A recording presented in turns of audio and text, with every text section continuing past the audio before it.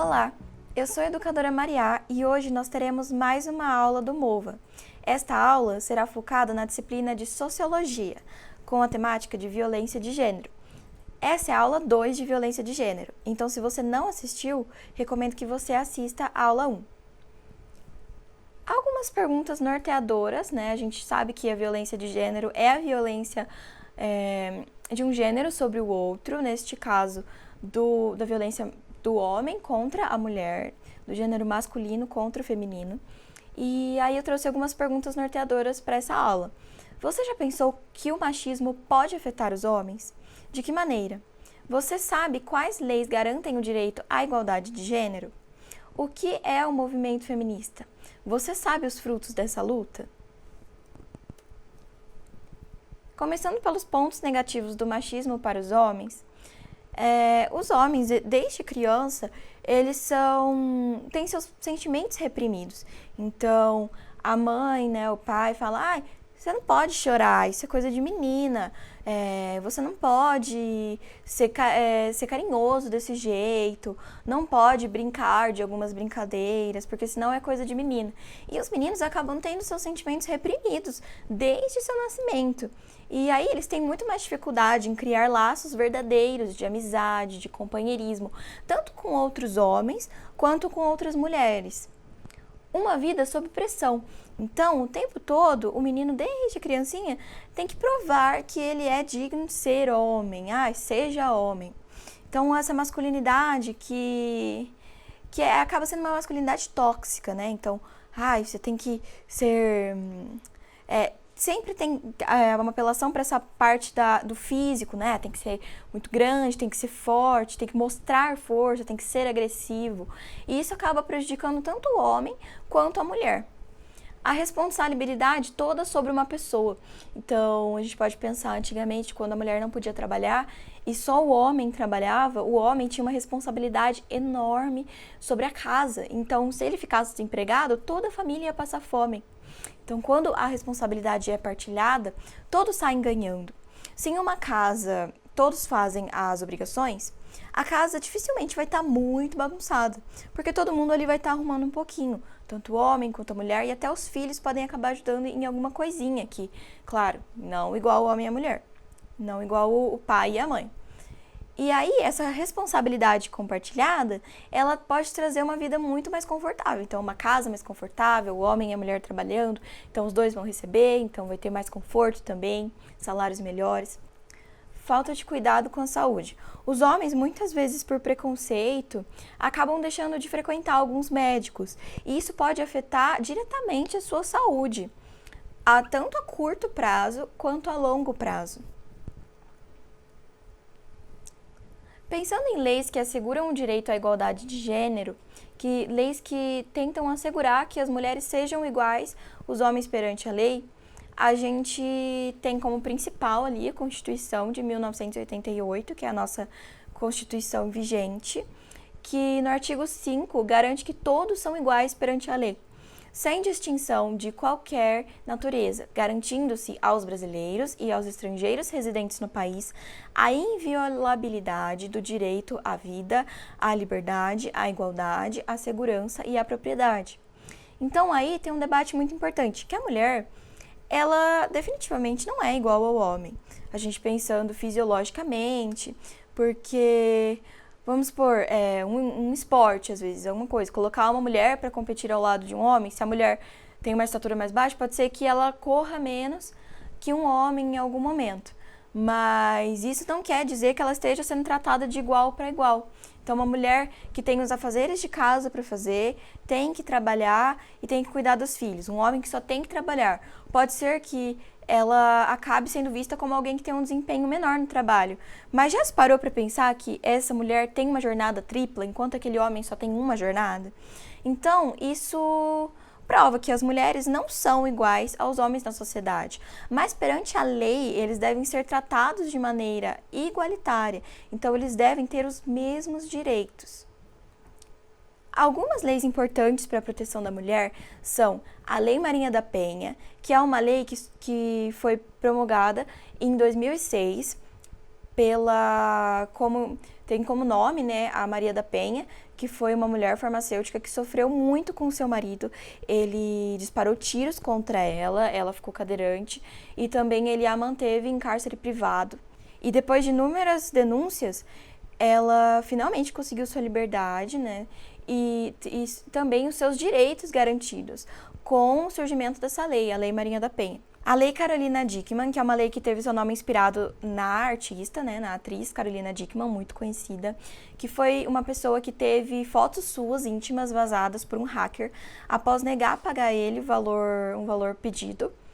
E essa lei protege tanto homens quanto mulheres, que garante que outras pessoas não podem pegar dados de outras, nem dados, nem fotos, nem outras informações, não podem nem pegar, nem divulgar sem autorização do autor desses dados, fotos.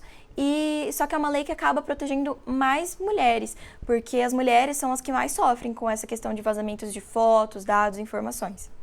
A Lei Joana Maranhão, que é uma lei que teve o nome inspirado em uma atleta brasileira, que ela é uma lei que melhora as condições de denúncia para a violência sexual. Então, as crianças, quando sofriam violência sexual, elas tinham até os 18 anos para denunciar. Depois disso, o crime era prescrito. Então, se a pessoa sofreu uma violência sexual quando era criança e depois fosse denunciar essa violência, se ela já tivesse feito 18 anos, o agressor não seria punido. Com essa lei Joana Maranhão, que foi uma atleta que teve uma luta, né, para conseguir denunciar e que seu agressor sofresse as consequências do abuso que fez a ela, a criança pode chegar aos 18 anos e ainda tem 20 anos para denunciar essa agressão. A lei do minuto seguinte é uma lei que garante todo o amparo às vítimas de violência sexual. Então, a vítima de violência sexual, tanto homem quanto mulher, tem os seus direitos garantidos de ter acesso à saúde pública, ter amparo psicológico, ter amparo também em tomar remédios para prevenir gravidez e também DSTs, e também fazer exames para ver se a pessoa foi contaminada com alguma DST, e também todo o apoio depois, né? Todo o apoio psicológico, rede de amparo. Lei do feminicídio é uma lei recente que tornou o feminicídio crime hediondo. Então, a morte de mulheres por serem mulheres, então, o marido matou a mulher por algum motivo, entre outros casos, tornou-se crime hediondo. Então, as punições são muito mais severas quando acontece um feminicídio. Então, a morte de uma mulher por ser mulher não é mais vista só como um homicídio, ela é feminicídio. Falando sobre o movimento feminista, ele é um movimento político, filosófico e social que defende a igualdade de direitos. Então, o feminismo ele não defende que as mulheres são melhores que os homens, ele defende que as mulheres são iguais aos homens e que devem ter os mesmos direitos que eles. O marco inicial do movimento feminista foi em 1760, há muito tempo, durante a Revolução Francesa, lá na França. E ele ocorreu, um nome muito famoso, é o de Olympe de Gouges. Da Revolução Francesa, as pessoas estavam pedindo reivindicando direitos aos homens. E esse direito aos homens, ele só se aplicava aos homens mesmo, não se aplicava às mulheres, não as levava em conta. E aí a Olympe de Gouges elaborou um documento que dizia respeito aos direitos das mulheres. Ela foi executada por conta disso, mas foi um documento muito importante, que via as mulheres como cidadãs. No Brasil, o marco inicial do feminismo ocorreu em 1838, pela Anísia Floresta Augusta, que ela fundou a primeira escola para meninas, no Rio Grande do Sul.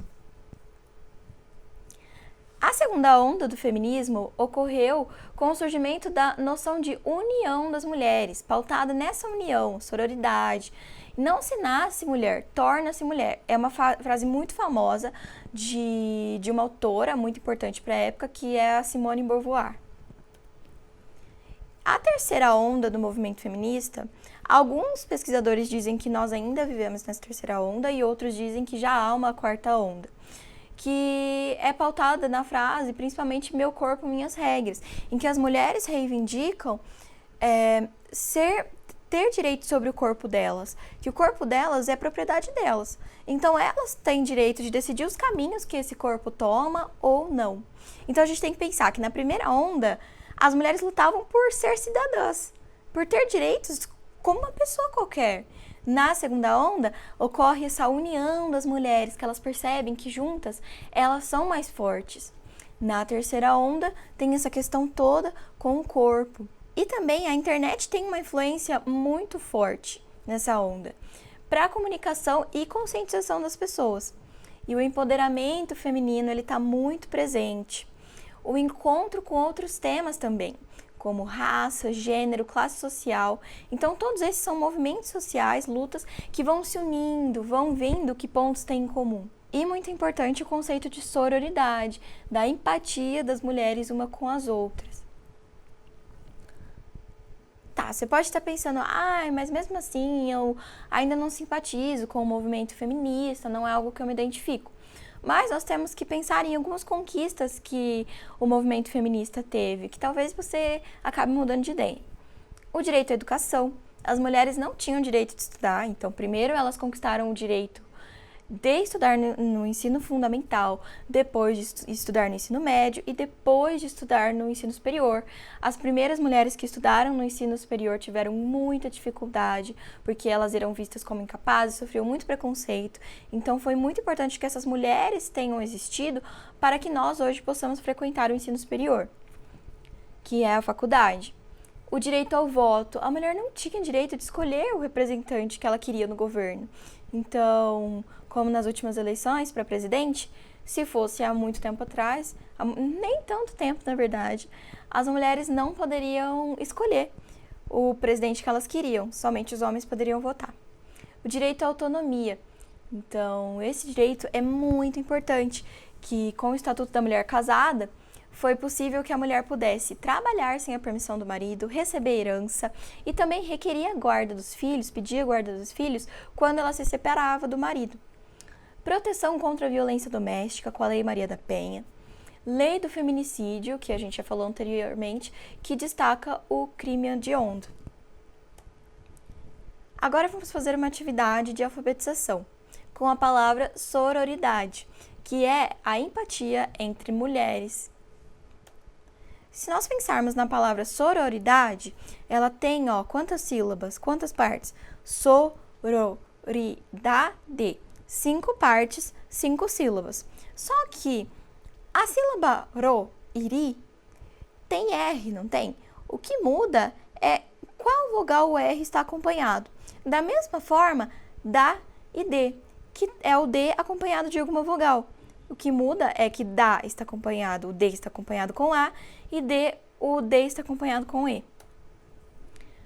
A primeira sílaba, o so, se o S estivesse acompanhado de outras vogais, poderia ficar sa. Se tivesse o S com o E, ficaria se. Se tivesse o S com o I, si. S com o, so. E S com o, su. As sílabas ro e ri, se o R estivesse acompanhado de outras vogais, ele teria sons diferentes. Então, o R com A, ra. No meio das palavras, o R tem som de ra.